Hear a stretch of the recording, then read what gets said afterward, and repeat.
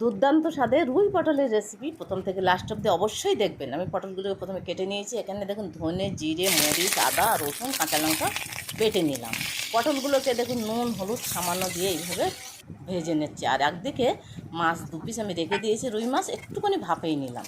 এইবার পটলগুলোকে তুলে নিলাম। মাছগুলোকে ভালো করে এইভাবে আমি কাঁটাগুলো বেছে ছাড়িয়ে নিচ্ছি। পটলগুলোকে একটু মেখে নিতে হবে।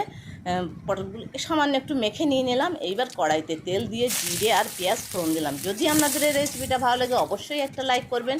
কেমন হয়েছে রেসিপিটা খেতে কমেন্টে অবশ্যই জানাতে ভুলবেন না। আর আপনারা যদি কোনো দিন খেয়ে থাকেন তাও জানাবেন যে এইভাবে কোনো দিন খেয়েছেন কিনা রেসিপি এইভাবে। এবার আমি নুন, হলুদ একটু দিলাম, টমেটো কুচি দিলাম, সামান্য একটু নুন দিয়ে দিয়েছি। তারপরে মাছগুলোকে দিয়ে দিয়েছি, দিয়ে মশলা দিয়ে কষে নিলাম। এই পটলগুলোকে দিয়ে এইবার খানিকক্ষণ নুন, হলুদ দিয়ে নাড়াচাড়া করে নামিয়ে নিলেই আমাদের রুই পটলের রেসিপি রেডি।